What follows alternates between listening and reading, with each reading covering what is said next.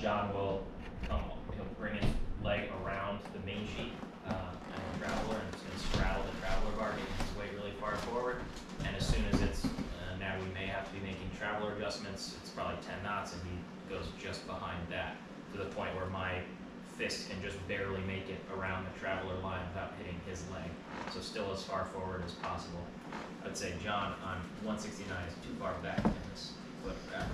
Right. He should be further forward, so should Jack, but they're both bigger compared to Josie, who's small.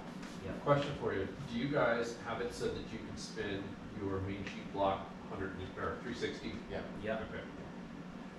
How do you get into that? There's just underneath, there's like little nubs, just put a pair of vice grips on. Just underneath.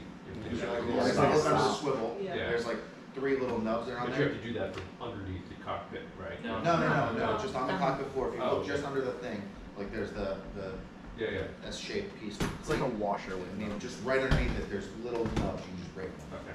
It's easy. Do that. Yeah. Yeah, because the pain in the ass to hand. It's a Oh, it's a total pain in the ass. Yeah. Totally. Definitely. Total pain in the ass. And that's going to help a You lot guys with took that off, right? No, we haven't yet, Okay. but we keep saying we're going to. It's like, We did. oh, we didn't get to that, we didn't get to that. We have 2 big issues on our boat, but do that. But you know what?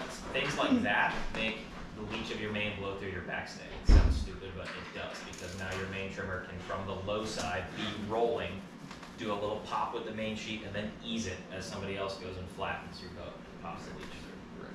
That's a must. I wrote, is the main fuller on boat 3? Does anybody have any comments on that? So this is more from the crew position. A little bit more.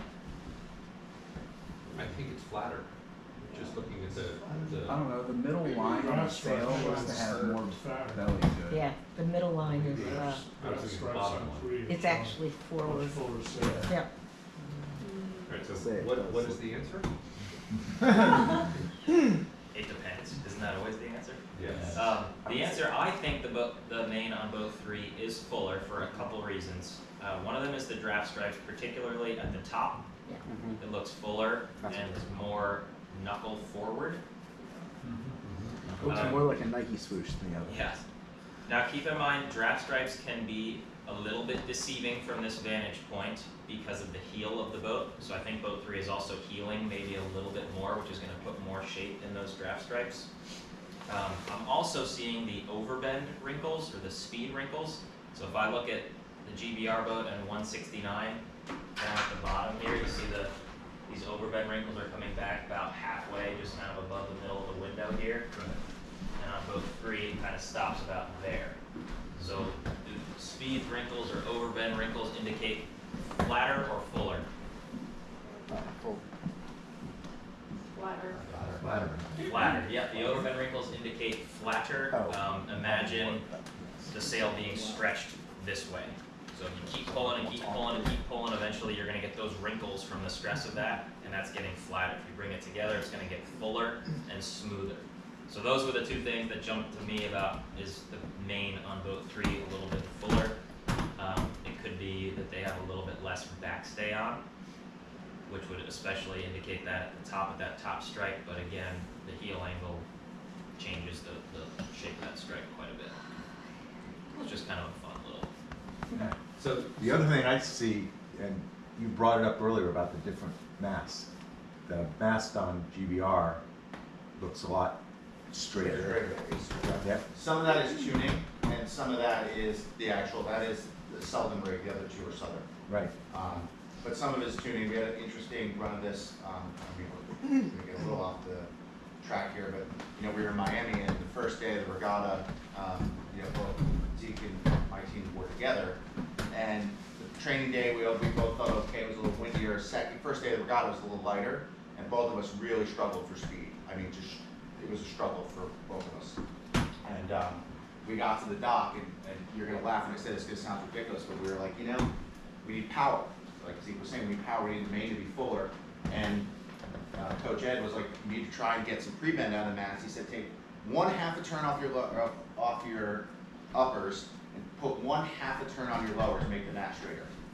He's like, that'll keep your head state tension the same, but it'll straighten the brake. Wait, so And he said, take a half a turn on the uppers. No, on the full- uppers or off? Full turn off the Or uppers, say half a turn on the half lowers. turn On on the the lowers. lowers. Just So to you're- straighten the mass To out. straighten And the we mass were all like both he and I were like, this is gonna make that big of a difference. And it was like night and day, next day, the boat was infinitely different.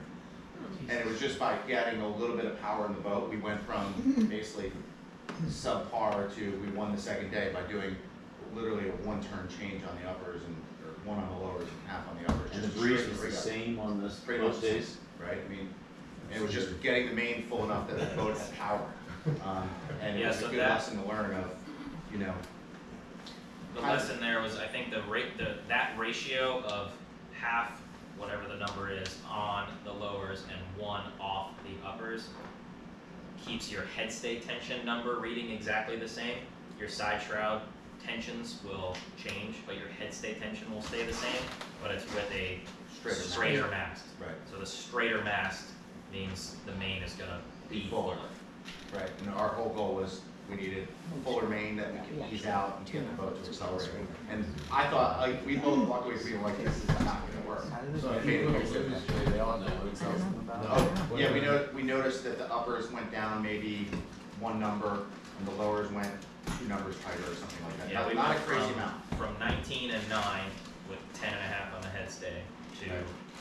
16 and 12 with 10.5 on the head stay. How are And you it guys takes measuring out, your head? takes out about a quarter inch Just of with a pre-bend. loose gauge on. Just the loose gauge? Yeah, we just undid the jib and unzipped it for 3 feet.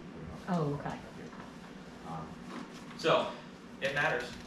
So that was sort of, we were, Too many. when I asked the too question many things. earlier, Well, that was this what is it the was thing, about. there's too many things, right? Our mast, I know this from setting it up, and I think Bendy you mill. helped me. We have the bendiest mast on the bay, I swear to God. Yeah. We cannot follow the tuning guide. If we follow the tuning guide, we are toast. Yeah, And we always sail with our lowers tighter, yeah. And always. some boats do. I think, like, I know Zeke's boat has to sail with tighter lowers than we do on 3. And, you know, we're both tighter than the British boat, I think. And we have struggled to get side sag. Can't- Yeah, that's the deal. The That's- southern the mast, southern like, mast they won't don't do it. sag Just the is- leeward. We don't even look. People are like, well, would you sight up your mast like you would on a J72? And I'm like, yeah, it's straight. Well, you know, Doesn't I look, Apparently just because I What keep I do wanting think to. is important is getting what we would say is a pre-bend number, which is roughly what, 50, 60 millimeters. 60 millimeters-ish is pretty good.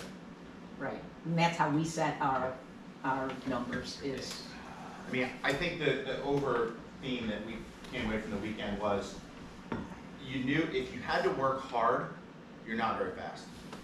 If the boat was kind of, you were kind of going for a ride and the boat would go, that's how you knew your setup was right. So the immediate trigger was, we're working too hard at this, start at the bigger lines and work your way basically into the smaller ones. So Yeah. then it was jib sheet, rig tune, jib sheet, main sheet, and then from there, then it was going down the rabbit hole of the other stuff, but it was kind of a trickle down of, I mean, we did 2 days of testing there before too, just practice with a bunch of boats, and it was like the boats that didn't work hard, they were the fastest. And the boats that were constantly adjusting stuff, they were out the back pretty quick. So it's just finding a place where the boat is happy and you kind of just go for a ride, that's the best.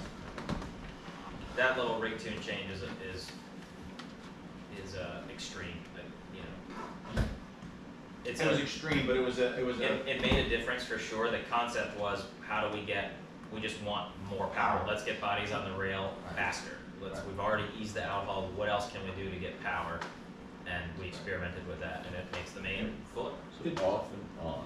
So, I mean, usually it's supposed to move in concert, right? So we would, well, we did move This in is like concert after that. after that, exactly. It's just a Right. reset, like start with a different Our present whole number. goal was just to get the mast to start straighter and stay straighter And if because, it got windy, or it got flat water, or there were 20 boats instead of 50 boats, and we were always in first, probably would not have been good. But when you're like ducking boats off the starting line, and you're sailing through chop in 6 knots, you're like, you would take the fullest sail package you right, could it was like being out here on a Saturday when all the power boats were Yeah, out. It Labor was Day that at 6 bad. knots. Right, it's 6 You knots. might of do, breeze. you might do this move, otherwise stick to the regular. Okay. So the adjustment to make the mast straighter is the first half of it, Yeah. but then that's gonna make the boat behave differently for the driver. Yep. When you add more power to the main relative to the jib, the boat's gonna wanna drive up. Yep. So how did you, so then you don't want, Well, then you- your Not driver necessarily, pulling. because they're probably using the main sheet. Well, So, that's you the know, that's the yeah. question, what's the fix? Because otherwise, you kind of added weather helm. No, you're easing the main sheet. I mean, the whole goal is if you can make the main fuller, then you can ease to be twistier, which is a constantly accelerating situation. So it's just the main sheet ease So, to go so it's, faster. but it goes hand in hand, if you 100%. just made the rig change and you don't ease the main sheet, you're gonna lay over on a side. If there's enough You're wind. powered up. If there's If enough there's wind. enough wind, so you're completely 100% correct, but just keep in mind, we're talking about this condition where everybody is underpowered. So if we're not actively trying to put heel into the boat, you're gonna have lee helm because it's a J70. Right. So you make the main a little fuller, you might be like, oh man, this sucks a little less now. I don't have as much lee helm. So this scenario where the mast goes straighter was better in the lighter breeze, and then as the breeze came on, you'd go back Back towards your normal pre-bend. Again, I would say that was an extreme move for struggling in a huge fleet when you're setting up to be in traffic in It's like the big last chop and underpowered. Got it. Got it. This is not a. To me, it was more of an example of we were in extreme knowing that we needed to change something. So Yeah. the sheets But weren't enough. We it's had to do tuning something versus drastic. racing too. Tuning versus racing. Again, you would go out, we said, if you were just by yourself setting a speed record, you would have done the opposite. You would have gotten everything as flat as you could make it and trim the piss out of it. But we're not, that would not work in what we just raced in Miami, where you're not even sailing normal modes anymore. You're just whatever you can do to get bodies on the rail and try to get. You gotta be able to change modes and figure it out, that's the most important, take away anything. A little windier now. Yeah. This is actually, photos always make it look less, but this was probably 18 knots or so and pretty nice lump. We were just tuning up. You can see now people have moved the crew weight aft, so there's probably almost a foot in front of Franny there between her and the stanchion, and she's right up against Allan. And Bill is now, you can see he's got the stanchion in his back, which means the winch